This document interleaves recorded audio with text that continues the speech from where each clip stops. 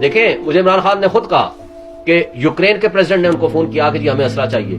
میں نے منع کیا کہ ہم آربیٹریشن تو کر سکتے ہیں, ہم صلح تو کرا سکتے ہیں آپ دونوں پارٹیز کے درمیان, خواہ وہ سوویت یونین ہے, رشیا ہے, یا آپ یوکرین ہے, لیکن ہم کوئی پارٹی نہیں بنیں گے.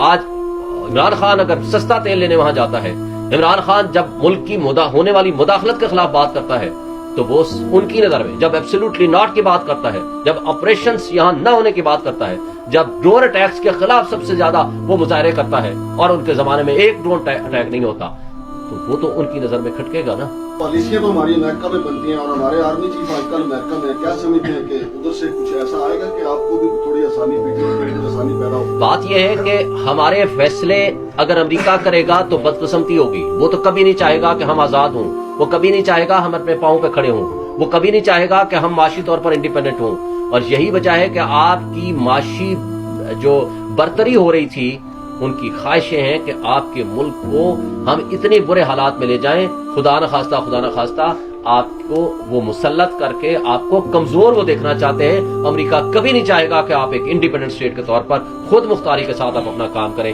تو اس لیے وہاں کے پالیسیز کو چھوڑیں. 16 دسمبر ہے, بڑا امپورٹنٹ دن ہے پاکستان کی ہسٹری کے پرسپیکٹو. دیکھیں, اس کا ریفرنس بھی دے دیا حامد میر کا. 16 دسمبر کیوں ہوا تھا یہ؟ جب آپ نے اپنے لوگوں کے خلاف فورس استعمال کی, عوام کے فیصلے کو آپ نے تسلیم نہیں کیا, جب آپ نے اپنے محب وطن لوگوں کو جو فاطمہ جناح کے ساتھ کھڑے ہوئے تھے آپ نے ان کا راستہ روکا, اپنی پاپولر لیڈرشپ کو کے گلے گھونٹے, اس کا انجام یہ ہوا کہ آپ کے ہاتھ سے آپ کا ملک دو لخت ہو گیا. اس لیے میں سمجھتا ہوں کہ آج وقت ہے اپنے ملک کو مضبوط کریں, اپنے ملک کی اکانومی کو مضبوط کریں, اپنے ملک کے لوگوں کو بے ٹرسٹ کریں, اپنے لوگوں کو فیصلہ کرنے دیں. اور وہ دہشت گردی جو اس زمانے میں ہوئی تھی اور وہ ختم ہو چکی تھی اور ختم ہو سکتی ہے, بشرطے کہ لوگوں کے فیصلے ٹرو لیڈرشپ کو آگے آنے دیں, ٹرو لیڈرشپ اپنی پالیسیز بنائے.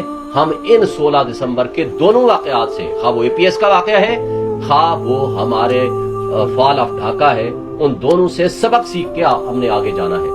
اس لیے میں سمجھتا ہوں کہ ہمیں ضرور سبق سیکھنا چاہیے, اور وہ تبھی ممکن ہے کہ جب ہمارے پالیسی ساز اپنی انا سے باہر نکل آئیں, اپنی ذاتیات سے باہر نکل آئیں, ڈرائنگ روم کے ذریعے فیصلے امپوز کرنا چھوڑ دیں اور عوام کو فیصلہ کرنے دیں. جس شخص نے حقیقی آزادی کا نعرہ لگایا, اپنے ملک کی خود مختاری کا دفاع کیا, آپ اس کا راستہ روک کے ملک کو نقصان پہنچا رہے ہیں. خدا نہ خواستہ ہم ایسے کسانے سے دوبارہ نہ چھوڑیں. لیکن آج سوشل میڈیا اور ڈیجیٹل میڈیا کے ذریعے لوگوں تک پیغام اس تیزی کے ساتھ پہنچتا ہے اور پھیل رہا ہے. لوگوں نے فیصلہ کیا ہے کہ ہم ڈرائنگ روم کی پالیٹکس کو ٹھکرا دیں گے, ڈرائنگ روم کی پالیٹکس کو ہم ایکسپٹ نہیں کریں گے. اور آج یہی وجہ ہے کہ جو آپ کے مقتدر لوگ, جو آپ کے ڈرائنگ روم اور نورا کشتی رکھنے والے, سو کارڈ اپوزیشن کرنے والے, وہ آج جو فیصلہ کرتے ہیں عوام ان کو ریجیکٹ کر دیتی ہے. اور نورا کشتی کی مثال آپ نے دیکھ لی, بلاول صاحب نے 3 مہینے بڑی گڈ ول بنا لی تھی اپنی باتیں کر کے, لیکن ایک راو انوار اس کی گفتگو آنے کے بعد اور حافظ نعیم الرحمان کی ایک گفتگو کے بعد کہ ہم عدم اعتماد لے آئیں گے, تو وہ جو سب پہ بھاری ہوا کرتے تھے وہ جھاگ کی طرح بیٹھ گئے اور سب کچھ وہ کہہ دیا جو طاقتور لوگ چاہتے تھے. یہ کمزوری عمران خان کی نہیں ہے, اس لیے کہ اس کی پیسے پراپرٹی ملک سے باہر نہیں پڑی ہوئی, یہ کرپشن میں ملوث نہیں ہے, اس نے کرپشن کا پیسہ ملک سے باہر نہیں رکھا ہوا. یہ لیڈر ہے, ویژنری لیڈر ہے, باقی ڈیلر ہیں. اب ڈیلر کو کیا لگے کہ ان کو تو ڈیل کرنی ہے اپنا مال بچانے کے لیے. جن کا ملک سے باہر پیسہ ہوگا, اقتدار ہوگا, جب ملک سے باہر بچے ہوں گے, ان کی پراپرٹی باہر ہوں گی, ان کا مرنا جینا باہر ہوگا, ان کے انٹرسٹ ملک سے باہر ہوں گے, وہ صرف اور صرف آپ کو غلام بنانے اور یہاں اپنا اقتدار حاصل کرنے کے لیے آتے ہیں. ان کا انٹرسٹ آپ کی عوام نہیں ہوا کرتی. لیکن جس لیڈر عمران خان کا مرنا جینا اس ملک کے ساتھ ہے, اس کی کوئی کمزوری نہیں ہے کہ جس کو یہ بلیک میل کر سکیں, اس لیے آج اس سے یہ ڈرتے ہیں. اس کو اقتدار سے باہر رکھنے کے لیے ہر سازش اور ہر 2 نمبری ہو رہی ہے. میں سمجھتا ہوں کہ یہ ہمارے ساتھ, ملک کے ساتھ جاتی ہو رہی ہے, ملک کے لوگوں کے ساتھ جاتی ہو رہی ہے. اور آج بھی وقت ہے کہ ابھی 1.5 مہینے بعد الیکشن ہونے ہیں, اپنی پالیسیز کو ریکنسیڈر کریں اور عوام کو فیصلہ کریں کہ کوئی بھی انتظامیہ غلط کرے گا, ایکسیس آف پاور کرے گا, ہم عدالتوں کے پاس جائیں گے. جب یہ نہیں ہوگا, بد دلی پھیلے گی, مایوسی ہوگی, انتشار ہوگا, اس کا نقصان ہمارے معاشرے کو ہوگا. آج مس ایڈونچرز کر کے اپنے ملک کی تباہی اپنے ہاتھوں سے آپ نے قسمت لکھ دی ہے. صرف ایک شخص کی دشمنی میں، وہ ہے عمران خان. اس کی دشمنی میں پورے ملک کے 25 کروڑ عوام کو آج معاشی تباہی کی دلدل میں دھکیل دیا ہے. لیکن خدا کے لیے آئندہ تو آپ سوچ لیں، آئندہ کی نسلوں کو سوچ لیں. آج آپ یہ جو فری اینڈ فیئر الیکشن نہیں کرائیں گے، متنازع الیکشن کرا دیں گے، تو کیا ہوگا اس کا انجام؟ اس کا انجام یہ ہوگا کہ آپ کے پاس کوئی انویسٹمنٹ نہیں آئے گی، کوئی اوورسیز آپ پہ ٹرسٹ نہیں کرے گا، کوئی انٹرنیشنل انویسٹر آپ کے پاس نہیں آئے گا، آپ کا سیاسی عدم استحکام میں مزید اضافہ ہوگا، اور پھر اس کا انجام خدا نخواستہ ہمارے ہاں جو تباہی ہو چکی ہے اس میں مزید اضافہ ہوگا.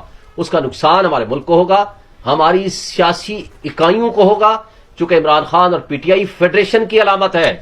پورے چاروں صوبوں میں کے کیپٹلز میں چلے جائیں، آپ فیڈرل کے کیپٹل میں بیٹھے ہوئے ہیں، یہاں چلے جائیں، پورے چاروں پانچوں صوبوں کے ساتھ آپ کے پی میں، اور آپ گلگت بلتستان، اور اس کے ساتھ آپ کشمیر میں، سندھ میں، پنجاب میں، بلوچستان میں چلے جائیں، ساری دنیا کے لوگ آپ کو بتا دیں گے. لیکن فیڈریشن کو آپ توڑنے کی کوشش کریں گے تو ملک کی جڑیں کھوکھلی ہوں گی. ملک کی جڑیں کھوکھلی ہوں گی تو نقصان ہماری نیشنل سیکیورٹی کو بھی ہوگا، ہماری 25 کروڑ عوام کو بھی ہوگا، اور اس کے بعد شاید واپسی کے راستے ہمارے بند ہو جائیں. اس لیے آج بھی وقت ہے تمام سٹیک ہولڈرز ریکنسیڈر کریں اپنے فیصلوں کو، عوام کو فیصلہ کرنے دیں. وہ جس کو چاہتے ہیں اس کو آگے آنے دیں، اور جس کو نہیں چاہیں گے وہ آگے آ کر کے اپنا اقتدار سنبھالیں. عوام کے فیصلے عوام کو کرنے دیں. آج آپ کے الیکٹرانک میڈیا اور سوشل میڈیا، یہ الگ بات ہے، الیکٹرانک میڈیا پہ جو پابندیاں ہیں وہ ہم سب جانتے ہیں اور ان کی مجبوریاں بھی جانتے ہیں.